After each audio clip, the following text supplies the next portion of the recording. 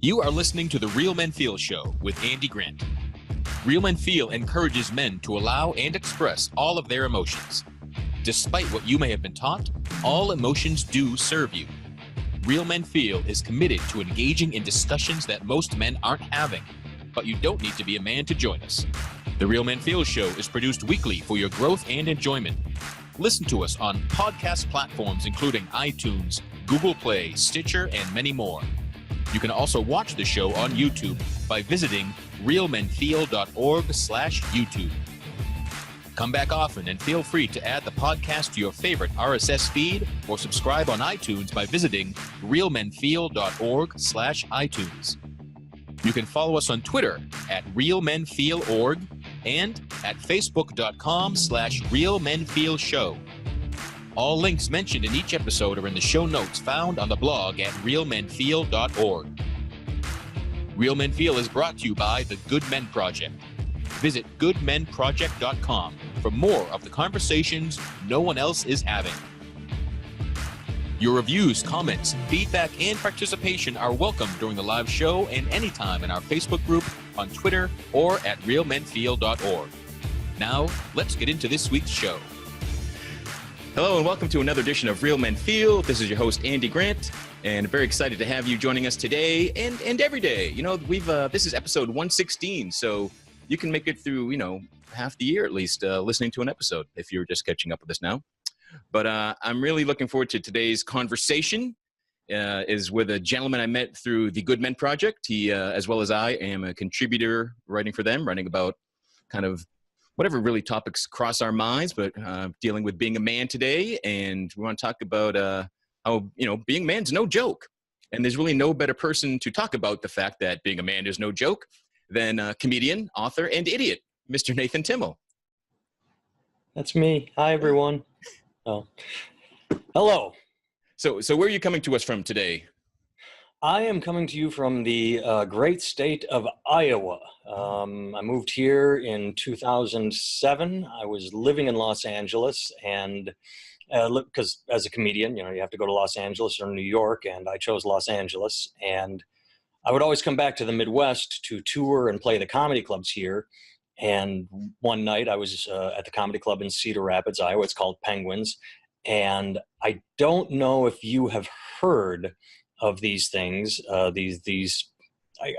mythical creatures. I'm not sure how to describe them, but in the audience at this comedy show was a woman. Are you familiar? I've heard of the concept. Yes. And so this woman, after seeing me on stage, she emailed me, and I'm like, oh, this is interesting. So I emailed her back, and then she said, I'd like you on stage. And I said, well, thank you. And then emailing became phone conversations, became, hey, I'm going to be in the Midwest again. Should we look at each other in person? And then that became long distance dating. And after about a year of long distance dating, it became, well, one of us should move. And she's a Iowa girl, and I was kind of done with Los Angeles at the time, and I'm like, this might not be the best for my career, but I will come to you. And that was, like I said, in 2007, and I'm still here, and now that woman and I are married, and we have 2 kids, so it kind of worked out. Yeah, good. So it wasn't that Iowa is the hub of the comedy universe. It was rather that love beat comedy for you. It did, and now comedy is being beaten down by life choices such as Iowa, but what are you going to do? I kind of expected it, but you hear these, I don't want to call them myths and rumors because they happen, but I think it's overblown where they say you can get discovered from anywhere now, just YouTube, because Justin Bieber was discovered on YouTube. But that might be 1%, but 99% is still being where the power is, networking and getting to know people and hanging out all hours and putting in FaceTime. And well, you don't do that in Iowa. So I put out as many videos as I can and cross my fingers. So I have never visited Iowa, but is it inherently funny? Is it a good crowd there to be entertained? It's like anywhere. How do I phrase this? I'm not going to say anything original right now because it's all been said, but it's all true. Everyone talks about the divide in America between, and actually, you know what? I'm not even going to go down that path because Iowa is like anywhere else. You will have, it depends on the audience. You can go to the biggest city in the world. You can go to New York and end up in front of an audience that isn't interested in laughing. And conversely, you can go to the smallest nowhere town in Iowa or North Dakota. And when comedy shows up, because it is so rare, when someone at a bar says, hey, we should have a comedy night, the townspeople turn out. They're like, comedy never comes here. It's something different. It's something to do. And it's a fantastic audience. And then again, conversely, you can also go to a small town and nobody turns out. It's all random. It's all happen chance. So Okay. yeah, anywhere in America I've been, from the north to south, the east, west, Rocky, it's a coin toss. When you meet someone off stage outside of a club, and they discover that you're a comedian, do their expectations of you change at all? Yes and no. I don't know if their expectations change, but I think they generally get disappointed if their expectations change, because I have an off switch. So off stage, I'm just sort of bland. I'm not trying to get laughs. I'm not, hey, you're a comedian? Yeah, I'm a comedian. How you doing? I'm just sort of like, yeah, it's what I do for a living.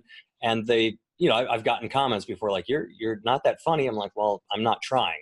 So if that makes sense, I think, yes, expectations change a little bit, and then they realize that I'm just a guy and that happens to be my job. It's sort of, in a weird way, that doctor thing. Oh, you're a doctor. Hey, my elbow hurts. Could you look at it? Oh, you're a comedian. Be funny. And it's like, no, like a doctor that doesn't want to diagnose when he's not in the operating room or in his office or her office. I'm not trying to be funny off stage. I'm just me. I'm just hanging out. Right. But so with that said, is your onstage persona a big difference from you day to day? I don't think so. I think on stage it might be a little more reserved. I haven't determined, because your onstage persona changes over time. I think earlier in my career, I felt I needed to be bigger and louder to get everyone's attention. And lately I've been sort of drawing in, and I've even made comments recently. I noticed when someone gets up in front of me and is talking really fast and really like, I'm so hyper energy, that I have said like, all right, I'm going to slow things down here. I'm going to speak a little slower, and I just want to draw them in and get them paying attention. And it's been working for me. So yeah, I think it's not too different. I don't create a persona or character for the stage, but it's always sort of part of who you are, and you just bring it out on stage, or you put it away when you're off stage. But it's never an outright lie or a different character. It's just percentages of who you are. Right. Cool. And growing up, were you kind of always the class clown? Were you naturally cracking people up, or not? Well, depending on how much of it I can remember, there's a long story there that I can try and shorten. Is when I might have been 5 or 6 years old. I'd have to look up the dates. I couldn't tell you off the top of my head. I saw The Unknown Comic on the Gong Show. Yeah. And that was about the same time I was at a summer camp, and we had to do a talent show thing. And that's what I decided to do, is put a bag on my head and be the unknown comic, because, I'm 5 years old, so I don't understand what stealing material is, or I just like, I'll do that. And so I always did have a love for comedy. And then around that same time, we're back in the 70s here, when vinyl records were a thing. My grandmother would always take me to buy records at the store, and usually it was like Kiss or something like that. But one day I'm just this young kid, and I see a picture of a guy who was like pretending to pick his nose like this. Do you happen to know what I'm talking about? Yes, I do. Yeah, it was George Carlin's album, Class Clown. And so I said, ooh, a guy picking his nose, buy that for me. It's got to be funny. And I didn't know it was comedy. I just was a kid responding to this guy pretending to pick his nose. And that album I obsessed over, and it had the 7 Dirty Words on it, that sketch, and I memorized that. So I was this little kid running around a grade school playground saying all 7 dirty words and being the pariah of certain parental households. And then somewhere around age 10, I discovered Richard Pryor and made my mom take me to see Live on the Sunset Strip in the theater. It was they recorded his set and put it out in movie theaters. So I saw that. So I was always interested in comedy. And then, and this has nothing, I moved a lot as a child. I moved 10 times before I was 10 years old. So unconsciously, as an adult, I look back on what I'm telling you now and realizing what I did. At the time, this was not a conscious thought. But the more I moved, the more I started to internalize and go, oh, if I meet new friends, then the instant my family moves, I lose these friends. And I always show up in a new town and have to start over. So what I started doing is using comedy as both, I would say, a weapon and a defensive mechanism. It could be the sword or the shield. If I want to use Dungeons and Dragons or Night Nerd terms, this is all off the top of my head, I apologize. To either deflect anyone that could be picking on me, it's like, oh, well, here's a zinger back at you.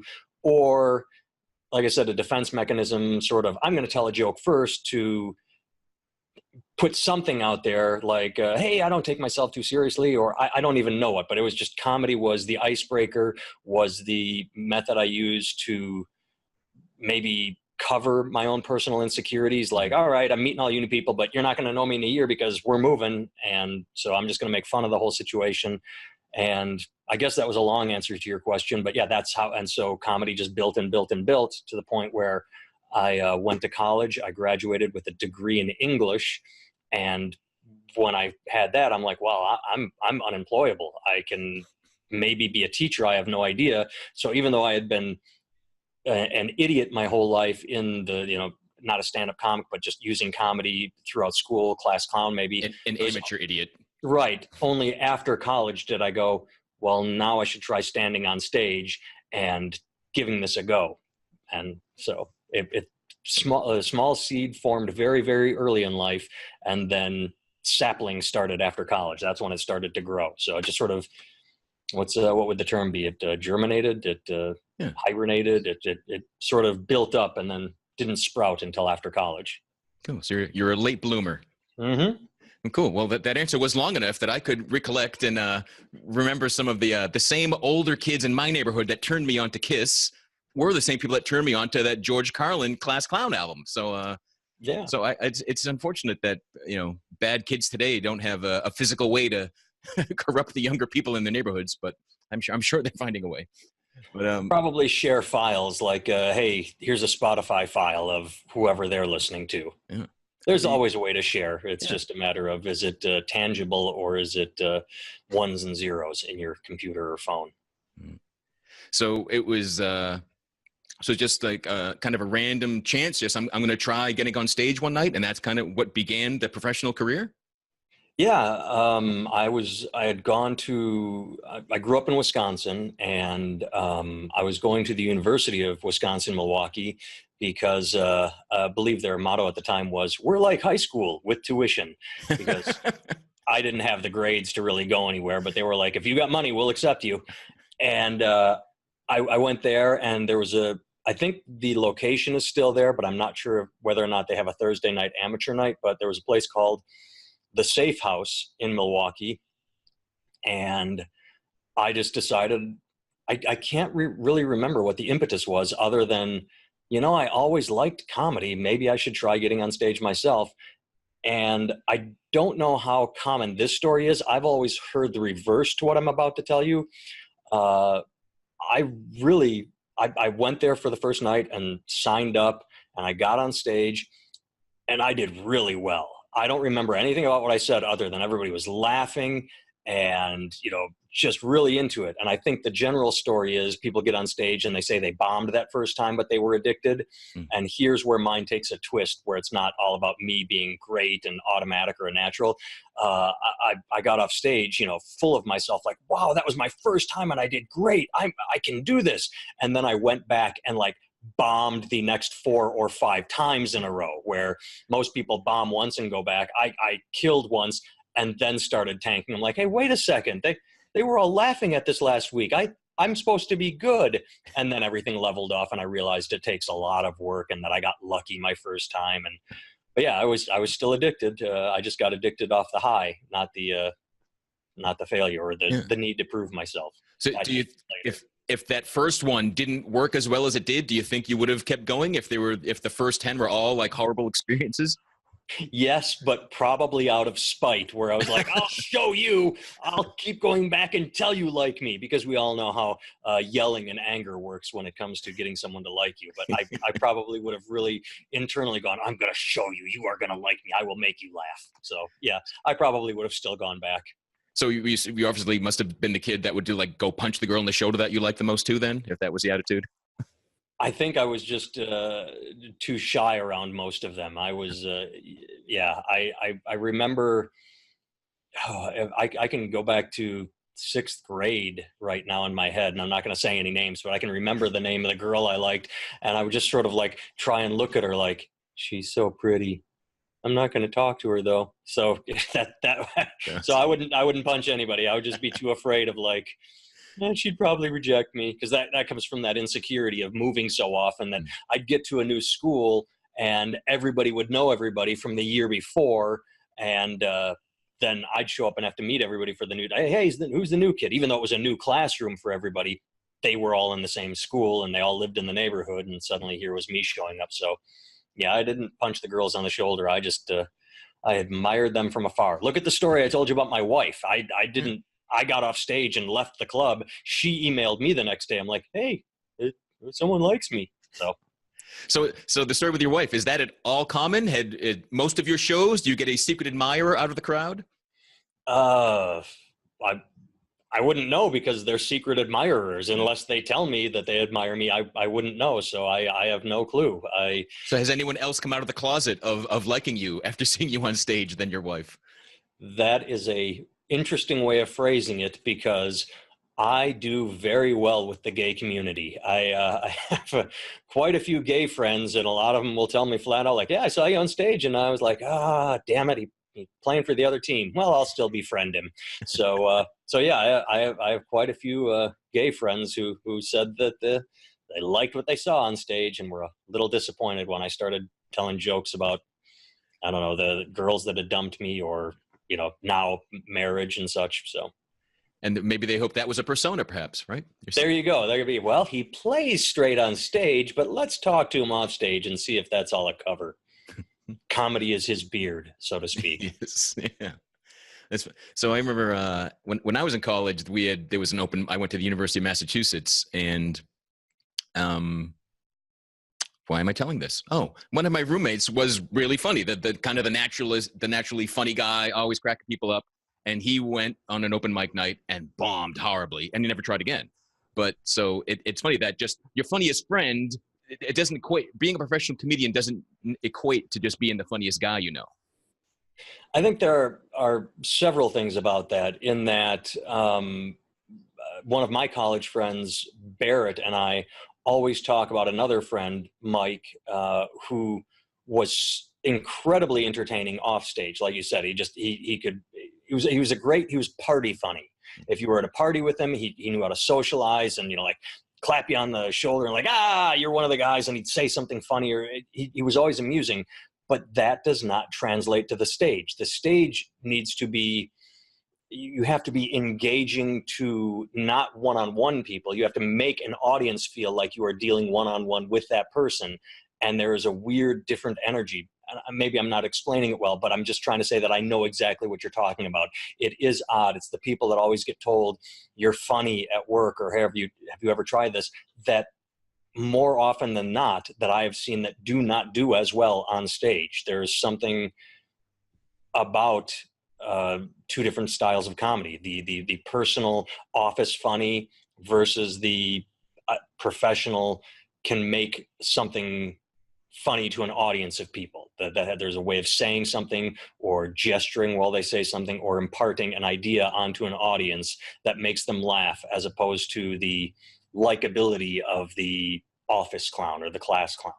Right. Yeah, I've never studied it, but I know it's there. Yeah, it seems to be that they're kind of the funny guy, the party guy, that sort of thing is more of an improv-based thing and being very reactionary to what's happening around you. Whereas to go on stage, you've got to have some material. You've got to have some stories that work, that you can tell over and over. Yeah, I believe that's part of it. Yeah. Cool. So what are some myths that people have about a professional comedian? Oh, goodness.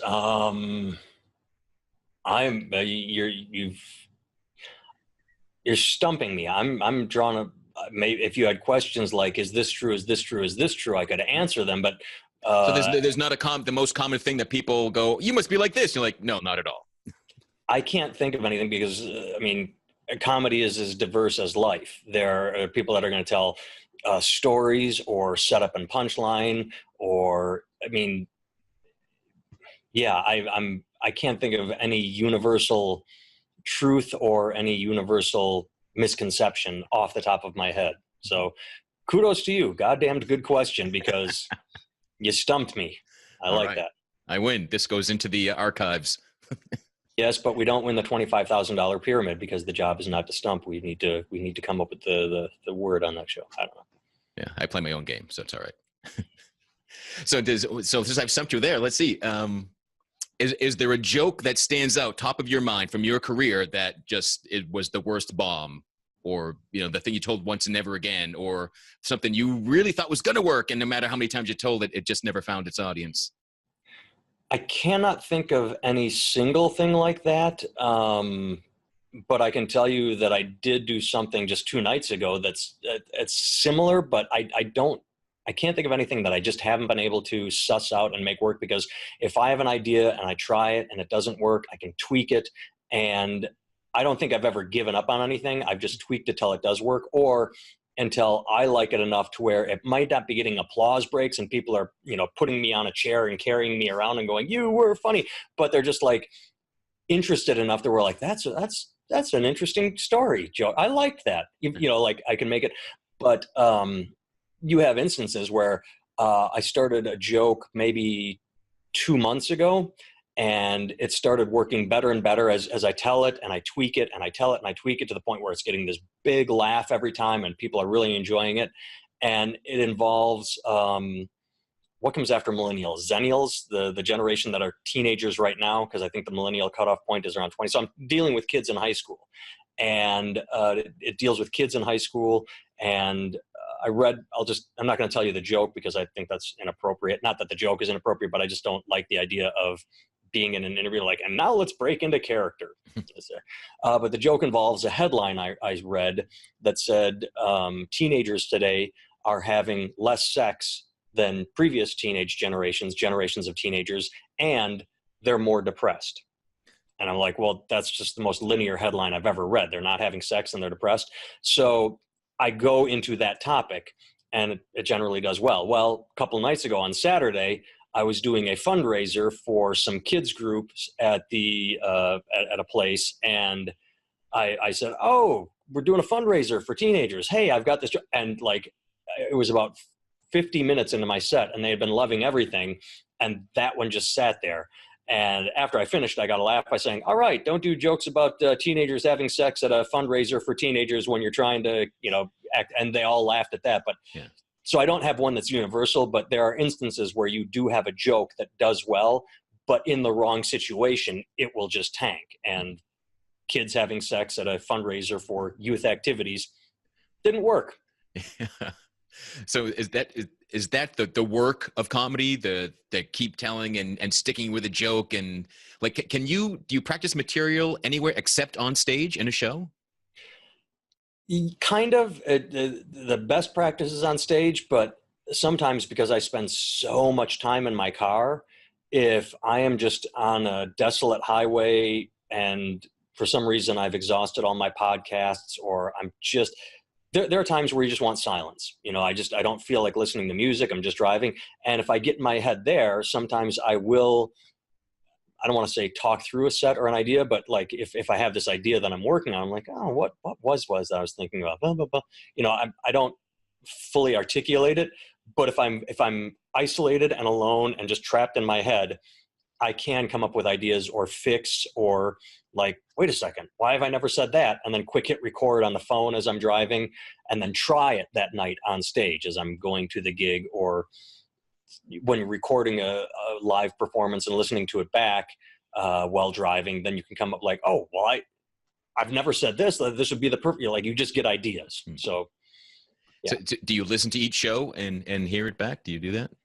Not every show, but I generally do try to record what I'm doing on the off chance, because of spontaneity on stage, where I learn. And the beautiful thing about phones today is, before handheld recording devices were available, you'd have, I remember full well tagging a joke or saying something that I'd never said and it got a huge laugh, and I would shout from the stage to the other comic like, hey, I've never said that before, write that down on a napkin for me, please, I'm not kidding, write that down.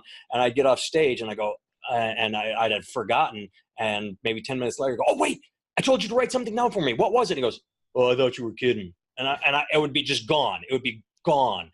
And so now by recording shows, if I accidentally say something funny, I have it on tape. So it's not that I listen to every show, but I do record as often as possible. And plus, if I don't audio record, I try and bring a video camera many places, because every so often I like to just snip 2 minutes out and throw it up on YouTube, going all the way back to how do you get discovered? Well, I have over an hour of jokes on YouTube at this point, on just from putting them on, just constantly putting them out there. No, and I mentioned at the start of the show that you're a columnist at the Good Men Project, and we've talked about that prior to the show, that you know, your pieces they're not always funny pieces, and you said that your writing is intentionally like that. This is one of your outlets that doesn't have to be funny. Yeah, that's when I am on stage, the audience wants to laugh. That is my job. But I have all sorts of ideas in my head, and writing allows me to articulate some of these other ideas, or just get them out of my system, whatever they are, purge them so I'm not thinking about them. And that's the nice thing about writing them, is they don't have to be funny. And so a lot of what I write is nothing I could take to the stage, not for any other reason than it's not amusing. It's just an idea. And like, you know what, I've been thinking about this, and here's what I think. And then it's just gone, and people can react to it or ignore it or like it or not like it. But I think it would be selfish for me to get on stage and just free form ideas or try and work them out that have no humor in them. So does that mean there are some subjects that can't be funny, or just you don't want the pressure of having to convert every thought you have into something funny? I'd say it's the latter. I mean, I've found, and I don't think, my mind didn't go somewhere dark when you just said that, but it went somewhere, the idea of certain subjects should be verboten, like rape. I don't think I could really ever make rape funny. If I write about it, it tends to be very, I've written a couple pieces on it, and it's serious, and it's, I'm trying to get in my head, like, how could this happen? Or, you know, I'm trying to wrap my head around such a violent, dark, horrible act. And at the same time, I've seen two comics do jokes on the subject that I went, wow, that's funny. I would never look at such a horrible, dark subject like that and somehow make it funny, but they did, and props to them. Okay. So I think it's more, and it doesn't have to be a dark subject like that. Like I said, that's just where my mind went. Mm-hmm. There are things about my kids that actually the exact opposite of such a dark, horrible subject. There are things about my kids that I just find so endearing and loving. And it would be me on stage like, hey guys, my kids are so awesome. Let me tell you about this cute thing they did. And it's not funny, but I absolutely love what my kids did, and I want to get it out there. So I will write a piece about fatherhood or parenting that isn't meant to be funny. It's just me being a dad that loves his children, and I wanted to tell this story about them. And again, you can either read it or you can go, this guy's talking about his kids, and click past it. If you're in an audience, if you are a member of an audience, if you are in a comedy club and I start talking about my kids, you're kind of trapped. Yeah, you can get up and leave, but you know, people generally don't do that. Once you've paid to see a movie, you watch the movie, you're sitting there with your drink in the comedy club. So I try not to take advantage of that. Like, you're trapped. Now you're going to listen to me talk about my BS. Yeah. You're listening to me talk about my BS regardless, but I'm doing my best to make it funny. Ooh. So is there, aside from rape, is there anything inherent in being a man or in masculinity today that can't be joked about?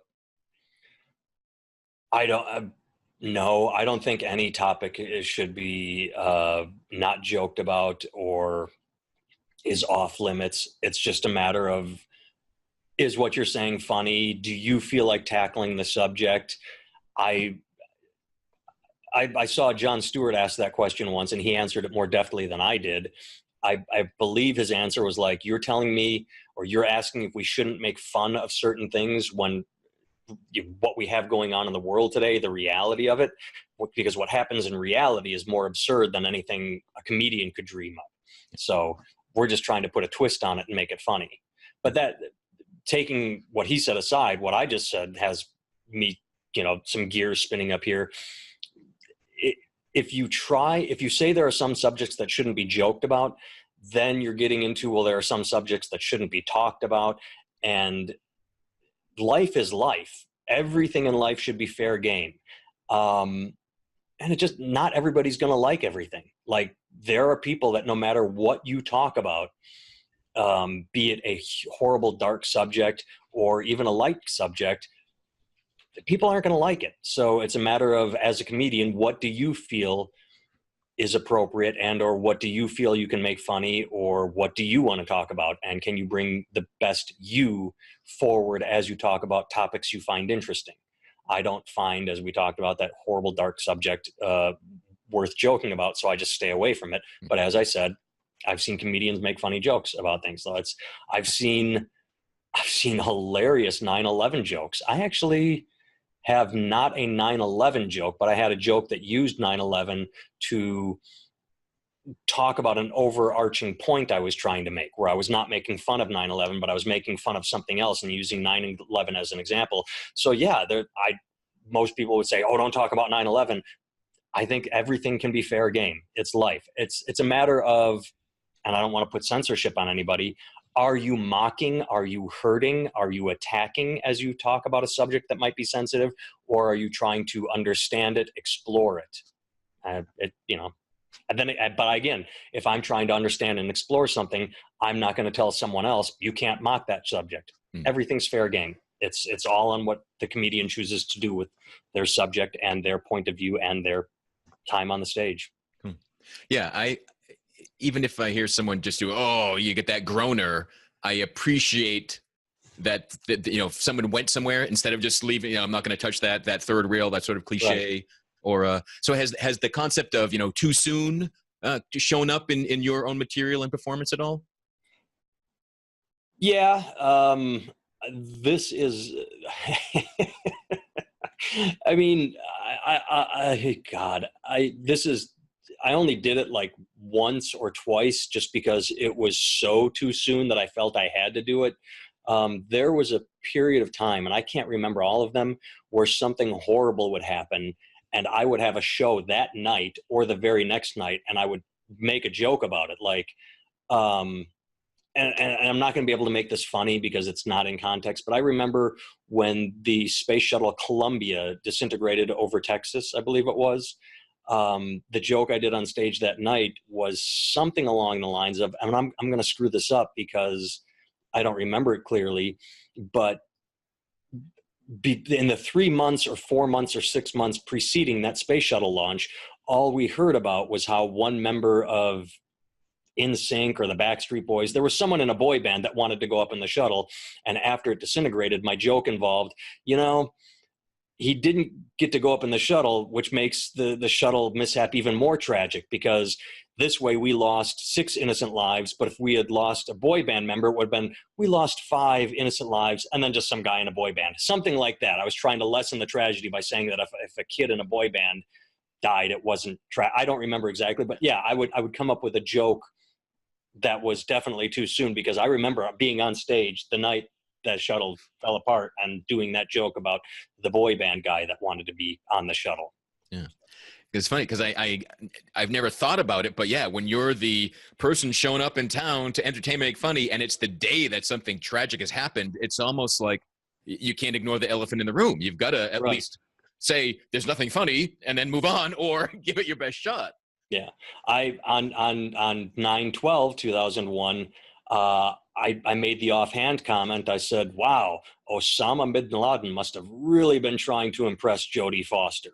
And that was it. That was all I came up with, because, I mean, either you got it or you didn't. And, was that a Mark David Chapman reference? Yeah. I think it was him. Yeah. So, or wait, no, he shot Lennon. Who shot Reagan? Hinckley. Oh, Hinckley shot yeah, Reagan. Hinckley was, Yeah, yeah. Hinckley was the one that was trying to impress Jodie Foster by shooting. See, but that was just where my mind went, because 9/11 happens and it's horrible, and we're all in a state of shock. And then by the afternoon, they're saying, "Okay, we think it's this terrorist cell in Afghanistan, and this is their leader." And then my mind naturally goes, "Well, that leader was probably trying to impress Jodie Foster," and then it's just a throwaway comment. It's just it's not an attack on anybody that lost their lives. It's not. I don't think it's making fun of the event. It was just my way of dealing with it or acknowledging it, and then moving on. We're all trying to laugh on Wednesday, 9/12. I remember I was in Nebraska. What town was I in? I could look it up, but I just remember I was in Nebraska on 9/12/2001, and that was the joke I did. So yeah, too soon is never soon enough to me. And and do you recall what was the reaction on the 12th there? I think it was fine. It wasn't like, that's the funniest thing we ever heard, but it also wasn't like, it was just sort of like, it was sort of like what you think, like, yeah, all right, that happened. And then, like you said, it got it out of our system, and that was it. And then we were able to move forward and just laugh. And for those 30 minutes I was on stage, not think about what had happened the day before. Yeah. Because giving people permission to laugh, even that soon to that event. Like even like Saturday Night Live was off the air for at least a full week or more longer. Well, all the talk shows were gone for a while, or several days. I remember Letterman's return. Everybody remembers his speech, and yeah, it knocked us out of it for a while, like it should have. It was an important event, and it knocked us out of it. So at some point you got to start healing, and maybe the very next day is not. But that was the day I had my gig, and they didn't cancel. They didn't call me and say, we're canceling the gig. They said, we're doing the gig. And I'm like, all right, well, if you're having comedy the day after this horrible tragedy, then let's have comedy. Let's do it. And we did. They did. It wasn't my call. I still had a mortgage to pay that month, or rent. So I couldn't say, you know what, I feel too funny about doing jokes this next day. I had to buck up and say, all right, let's move forward. So let me dig into that. So in your personal life with an actual life and things happening, have you had to go on stage, and it's been a really sad, tragic, depressing day for you personally? Absolutely. Knock on wood, not lately, but years and years and years ago, my first real relationship, my first long-term, this is the woman I love, I'm going to marry relationship, she cheated on me and dumped me. And I would have to get on stage. And what I discovered, my buddy described it best, because back then, so many years ago, I was splitting my time between going to open microphones and or hosting shows. I was on the bottom of the comedy show totem pole. And he said that, those 15 minutes you're on stage are 15 minutes minus pain, because I would force myself, or not even force myself, I would just forget about everything. I wasn't going on stage and, so life sucks because I just got dumped, and taking it out on the audience. I was doing the opposite. I'm like, okay, for these 15 minutes, I'm just going to do my jokes. And I didn't have that much material anyway, because I was just starting out. So I would just do my jokes, and, they would be laughing, and I would just be, and the instant I would get off stage, it would all come back to me, and I would go in a corner and just be miserable. But for those 15 minutes, I would forget it. And that, not just that, I'm going sideways here.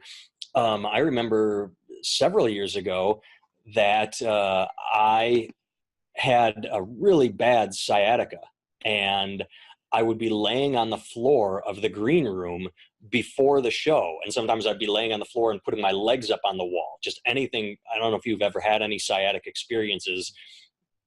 Horrible. But when there was like, and coming to the stage, Nathan Timmel, I would walk out, and it just, for 30 minutes, 45 minutes, completely fine, physically wonderful. Like, yeah, I could lift a car. Let's go shoot some hoops. And then as I was waving goodbye and walking behind the curtain into the green room, I would just like double over and go, I need to lay down again. And it wasn't anything other than, I don't know, adrenaline or endorphins kicking in, but on stage. So yes, emotional pain can disappear on stage. Physical pain can disappear. So I'm saying that if I ever get cancer, I'm never going to leave the stage. Hey, joke. Nice. So that's great, because I did want to ask, have lessons you've learned from being on stage, from performing, entertaining, carried over into your kind of daily life, as far as, not being attached or unattached to reactions, or being okay when things flop, or how do things like that show up in your life? Um, I try and keep my eyes open, not just, I try and learn from people that are bigger and better and more important than me. And it doesn't have to be comedy. What you made me think of is an interview I read maybe 2 years ago with Bono, the lead singer of U2. And he said that when they were, they play stadiums, and he said sometimes he will still get in that mindset where he is on stage in front of a stadium full of 80,000 people who have paid to see him, and he'll be focusing on the one person that has their arms crossed and looks like they're having a bad time. And he's like, I have to get in my head and go, let it go. Just look at the rest of the audience or do your songs. But he'll just keep finding himself looking over at that side. And so I'm like, wow, it happened even when you're that huge, because I used to do that. And that helped me realize that I'm not, crazy, or I'm like, why am I focusing on this one guy? I'm like, oh, it happens there. And that helps you let it go when you realize it's humanistic. It's not just me thinking that way. Like, why is that one guy crossing his arms and not liking me? And then it also, it teaches me several things. One, not everybody's going to like you. No matter what you do, you can be the nicest person in the world. You can be just, not everybody is going to like you. So let it go. You have to, Elsa that shit. And two, you never know what anyone is thinking. So I try not to assume, because I have had many experiences where I'm on stage and the audience is laughing, but I've noticed there's that one person in the corner just giving me the stink eye, or has their arms crossed, or looks like they're having a bad time. And that person is the one that comes up to me after the show and says, you were great. Thank you so much. I had a great time. And sometimes they tell you a story. Sometimes they just leave and you're like, you look like you were having a bad. And I've seen, I'm all over the place and I apologize.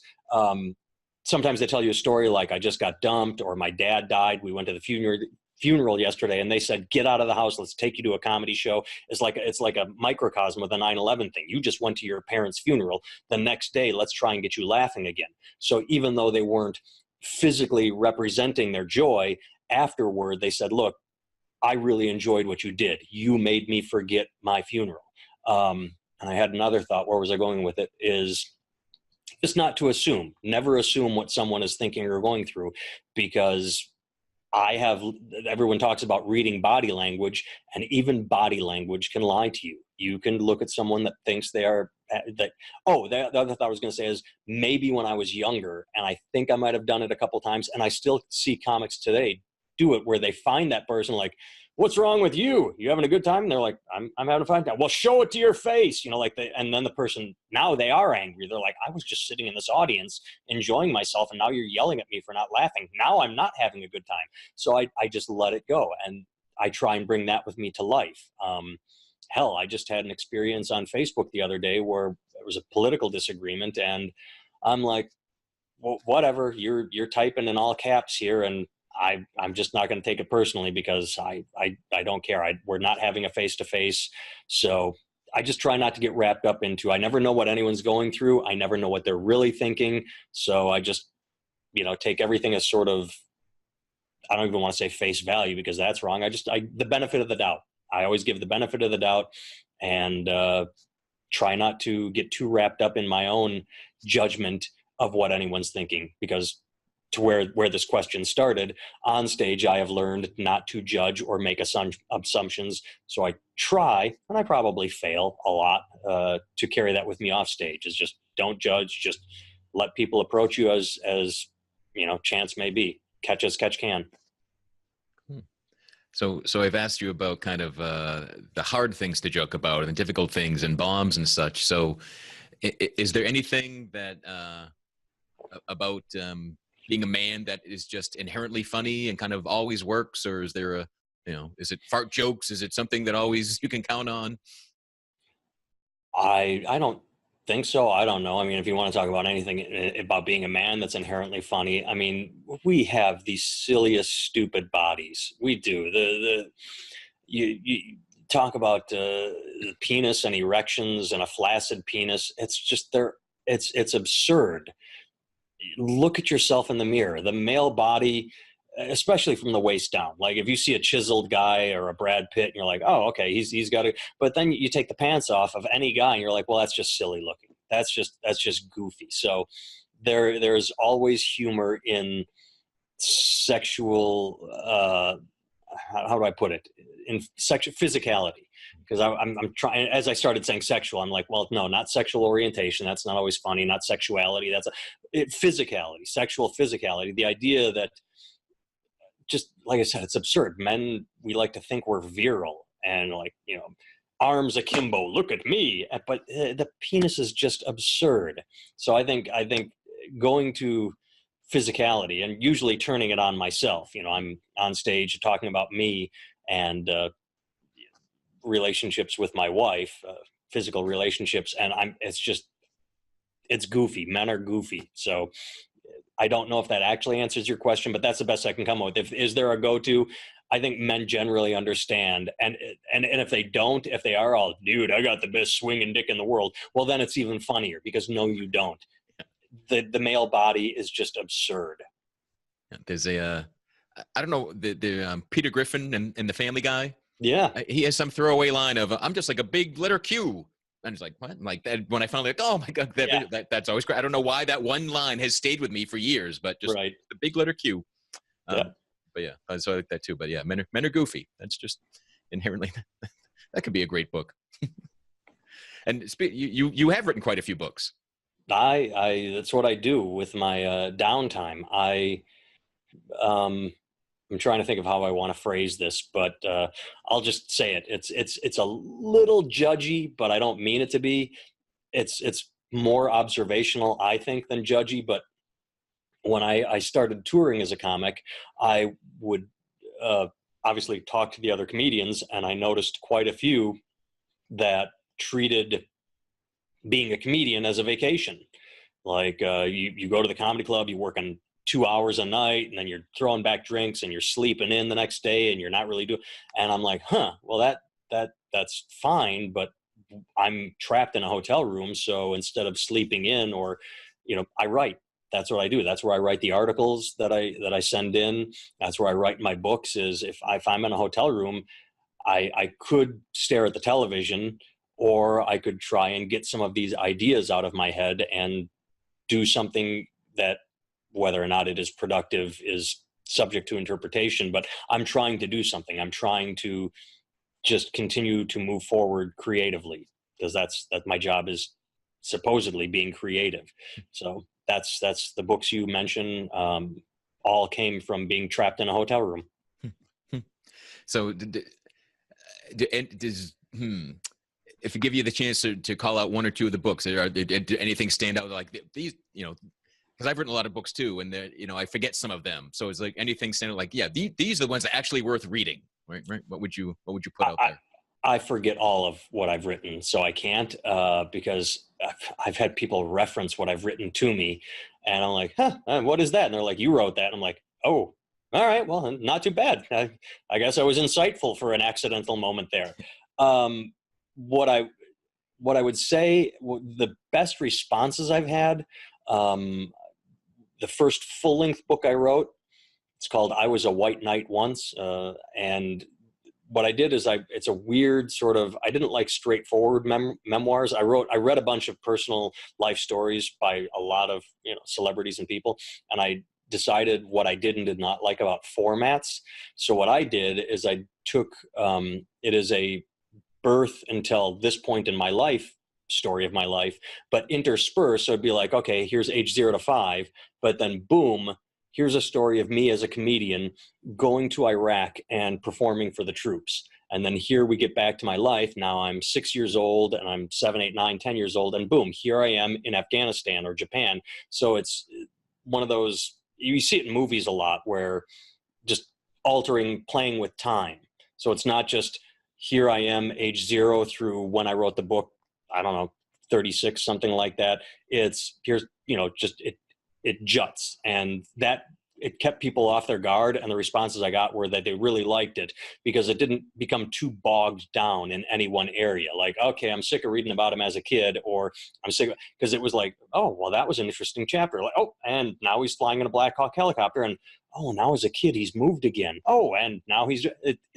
So that book got some nice notice on Amazon, and then because I always write about what I'm interested in, I would, and I apologize, this is a generic answer, but just look me up on Amazon where everything I've written is, and I've written about different subjects, so there could be something that interests you like, I can't give a pat answer, like, you should read this, but I was a substitute teacher for a while.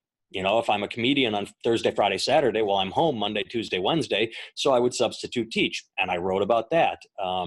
I've put out just a little 99-cent mini Kindle book about being touring for military, going overseas.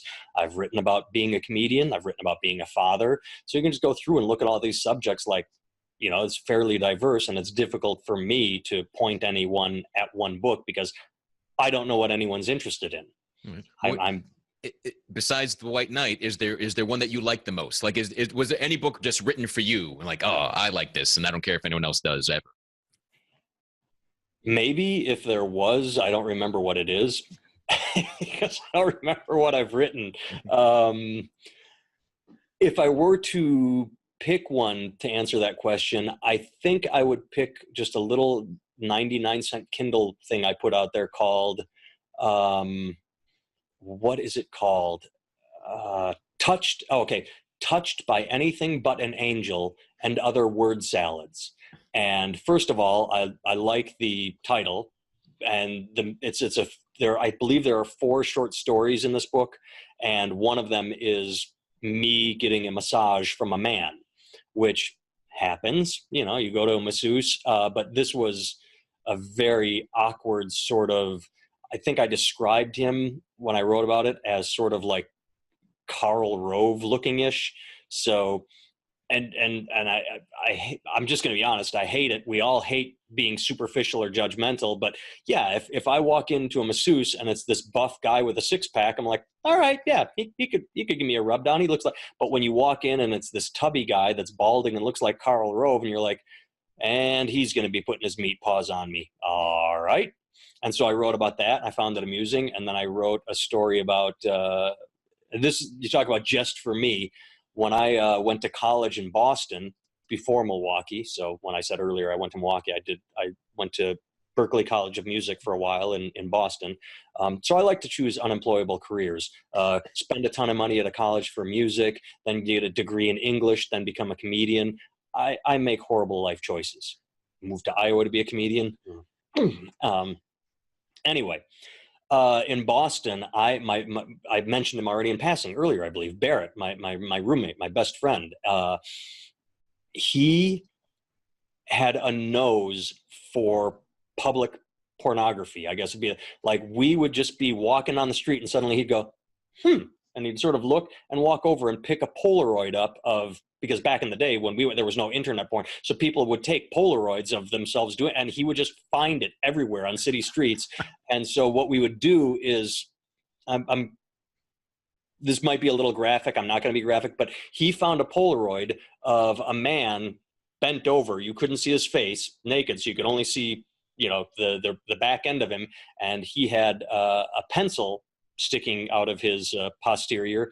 And what we did with that picture is then we would hide it in people's textbooks so that they would take it to class and then open it up and there's this picture and they're surrounded by people. And one, I think his name was Chris, one guy actually, we put it in his notebook and he got his notebook out, and I haven't told this story in forever, so I'm really struggling. But if I remember correctly, there was a girl at the next desk who said, "Hey, I'm sorry, do you have a sheet of paper I can borrow?" And he pulled out the notebook, and this picture of a guy naked with something in his butt drops out, and she looks at it, and she looks at him, and he's like, "I'm gonna kill those guys," And it was just so. Yeah, that's a story I wrote just for me because it's kind of gross in a way, but it's good young male hijinks is the way I described it, is when you're in your early 20s, very late teens, and you're busting your friend's chops with,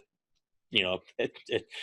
The other two stories I don't remember, but yeah, that one was just sort of for me, like very young male humor, and whether people enjoy it or not, I don't know, but I put it out there because I enjoyed writing it. Good. That's and I hope your friend did put his gift for public porn discovery. I hope that got put to good use for the rest of his life. Yes, maybe a little bit. I will say this, just because it's coming to me. I do remember that the people we would hide it in their books, they were so stupid because they would say, "I'm going to get you back," and we're like, "Oh, okay." So what we would do is, because after the picture ended up in their possession, before we'd go to class, we just rifle through our books and go, "Oh, well, there it is," and then we take it out. So, and then they would not do the same thing. They'd like, "Did we get you?" Like, "Oh yeah, you got me, haha." But we don't, and then we'd slip it, and for some reason, they would always announce that they were going to get us, and then two, they never check their books before going to class.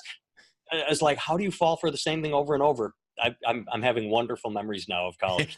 Well, good. My mission is accomplished for today. So you've well, actually, the book I was trying to get to, which you just don't want to mention, is the one that I don't remember I wrote it. No, well, it's the letters to your kids for them to read in the future. Oh yeah. That was it was an unoriginal idea by my wife. She was online and she saw a letter written from a father to a daughter, and she said, "Wow, that is such a good idea. You do that." And I'm like, "Oh, okay. Well, I've been tasked now."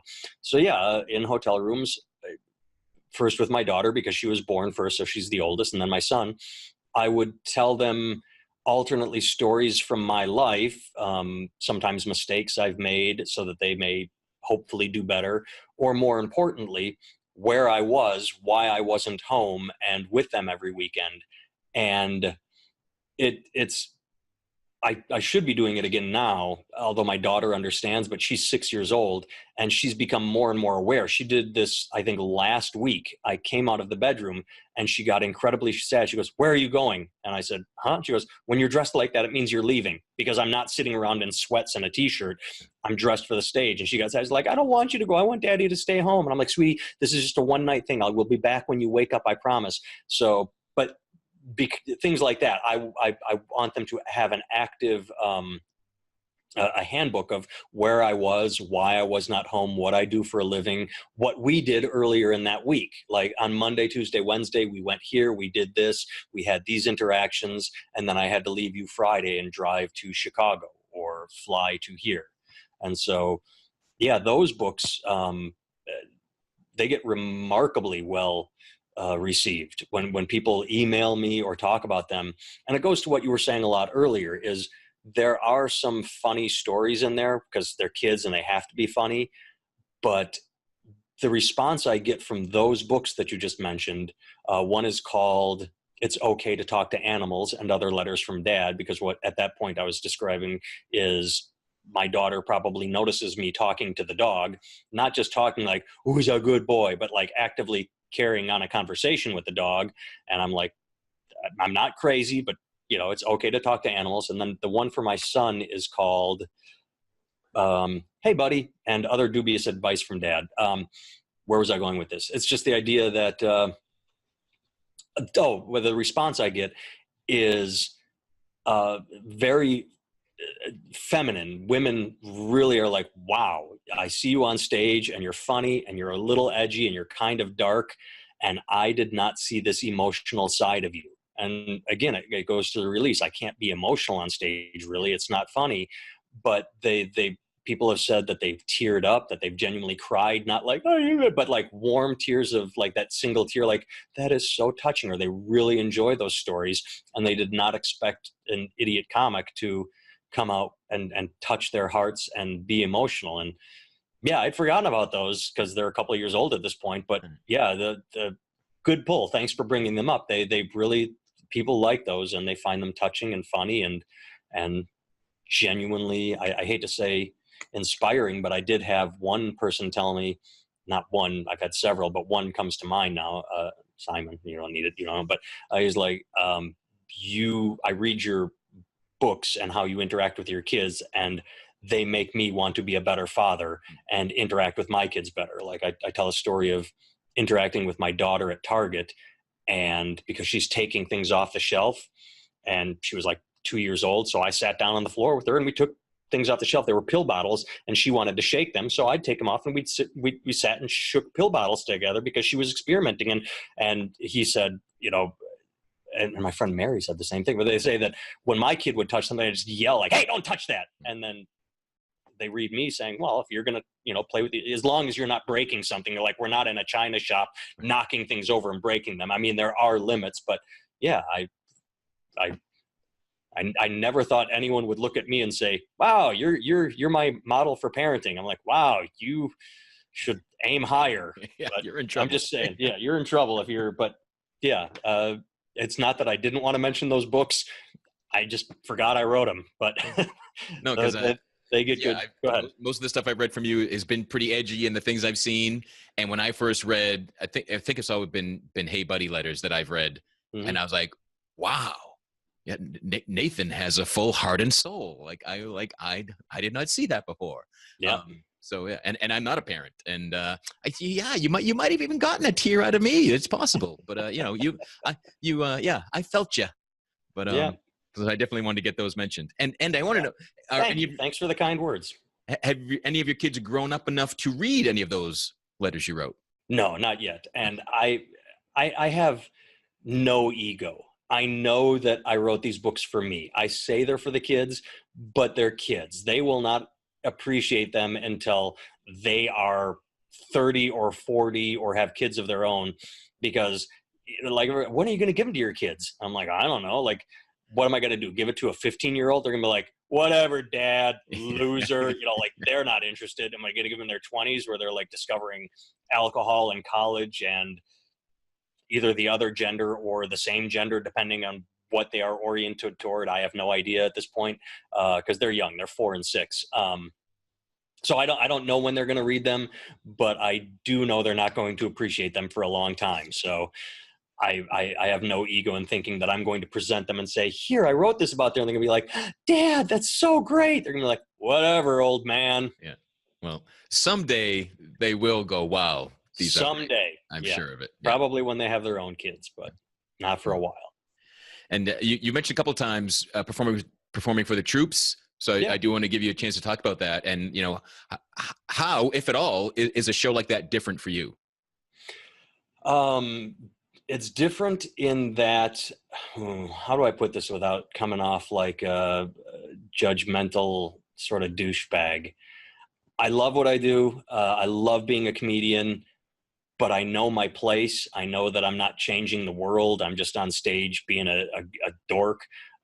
But getting to perform for American troops stationed in Iraq or Afghanistan, it really actually, and not from me, from them, when they would talk to me after the show, it made me realize that I am doing something, that in those instances, I am actually making a small difference. I don't ever get off. And I know I said it earlier that there could be someone in the audience that just, you know, had their parent die and they needed to laugh, and I changed. And for that moment, I was there for them. But I never get off stage going, well, that audience needed me. I'm great. But when you're doing a military show and afterwards, these people are insanely amazing and humble, and they are walking by, shaking your hand, saying, hey, thanks so much for coming over and telling us jokes. And I'm saying, I just came here and told you jokes. You are stationed here. This is your life. Don't thank me. But then they're thanking me. And so it's very honoring, incredibly humbling to get to do that, and to have to receive thanks when you don't want it, when they're saying thank you and you're like, don't thank me. This is your life. I'm just a comedian. But that's what it did for me as a comedian is that maybe my profession helps just a little bit in those instances, because I'll just tell you a very quick story. I might think of another one while I'm telling this one, but the best compliment I have ever received as a comedian, and probably will ever receive, came at, I believe it was Camp Anaconda in Iraq. And there was a woman, I believe her name was Leah. I'd have to look it up. After the show, she came up to me and she's shaking my hand. She didn't shake it so much. She did that thing where you put your hand out and then she just sort of clasped it and held my hand because she had something she wanted to say. And she, so she just sort of holds it nicely, not pulls you in like, like, you're going to, she took my hand and she held it. She goes, I just wanted to say thank you. I just wanted to say thank you because while you were on stage and I was laughing, for a moment, I forgot where I was. I was laughing so hard, I was doubled over, and I saw my own legs because I'm doubled over and I'm looking at my legs and I went, wait a second, why am I wearing camouflage? And then I looked at my arms and I realized I was in uniform, and I looked around the theater and I saw everybody in uniform and I went, oh, that's right. I'm in Iraq right now. I am thousands of miles away from my friends and family. But for a moment, I forgot. Thank you. And nothing's ever going to top that. Yeah. I mean, how nothing except for a show I did in Afghanistan, but that's too long to get into probably. But it's moments like that. That's what performing for the military has done for me in a nutshell. Yeah, that's powerful. That's powerful for sure. So what are the best ways people can get in touch with you, find you, learn more about you, and hopefully forget where they are? Yeah, just nathantimmel.com is the place for all things me. I can be found on all the popular social media sites, Twitter, Facebook. I don't understand Tumblr, but I have a presence there. Pinterest, again, don't really get it, but I have a Pinterest page that I post everything to. And this is not a joke. This is a question for you. I will interview the interviewer now. The interviewee will turn. Do you have a Pinterest page? I do. Have you noticed a change in it over the last month? I don't visit monthly, so no. Okay. See, I just show up and post and leave. I don't really play. Like Facebook, it's easy to play around on. You have this feed of, and I suppose Pinterest has a feed too, but algorithms are supposed to, when you click on something, there's supposed to be an algorithm that says, oh, this is what he clicked on. There should be more of this is what he's looking at. With Pinterest, I just post what I'm going to post and I leave. And yet lately, my homepage has been filled with vampire and goth and emo, we wear dark eyeliner stuff. And I'm just like, I thought Pinterest was about recipes and other, like, where did all this come from? And I would like to know what I have ever clicked in my life that made my personal Pinterest page full of goth kids and vampires. Pinterest has the ability to pierce into your heart and present you what you really are. That's my belief. All right. So, but yeah, as far as finding me online, if you're into Pinterest, I have something there. Twitter, Facebook, nathantimmel.com. You can find everything. I believe I have links to my Amazon page, the books. You just Google my name, Nathan, Timmel. And I am the only Nathan Timmel out there. So when you Google Nathan Timmel, you just find me. Unless you go back far enough, when I lived in Los Angeles, I worked on property representation for filming, which means I was like behind the scenes when they're, and so somewhere along the way, I worked with someone, I don't know who this is, a screenwriter, and they went, Nathan Timmel, that's a good name, I'll use that. And there's a character on CSI who, like, one episode, there's a kid, like an 8-year-old, and they named that person Nathan Timmel. Like, right, I'm like, because I worked on an episode, and like 2 months later, there's a character name. So all they did was look at the sheet, like, I'm writing a script, Nathan Timmel. All right, I'll use that. So someone used my name for a CSI episode. And I've never seen it, but I remember, so you're going to Google, you're going to find me and then a fictitious character on CSI. All right. So choose carefully who you follow. Yes. Awesome. Well, and I'll throw links to all the various ways to track you down on the Good Men Project and at realmenfeel.org. I really want to thank you for your time and everything you shared with us. Thanks for having me. It's what I do is I talk for a living. So thanks for putting me in front of a camera and microphone and allowing me to talk. Good. You do it well. So keep at it. I try. Thanks. And again, Real Men Feel is brought to you by the Good Men Project. Visit goodmenproject.com for more conversations no one else is having. And thanks for joining us, everyone, whether it was live here on Facebook Live, catch us wherever you're listening to us, post a rating, a review, a share, a comment. We'd love to hear from you. Visit realmenfeel.org, check us out on Facebook, send us feedback, and we'll talk to you again soon. Be well. Thank you for listening to Real Men Feel. Reach out to us at realmenfeel@gmail.com. Learn more about Andy Grant at theandygrant.com. Until next time, visit realmenfeel.org or the Real Men Feel Facebook group and share what you thought of this episode. Please give this podcast a review on iTunes, Google Play, or wherever you are discovering Real Men Feel.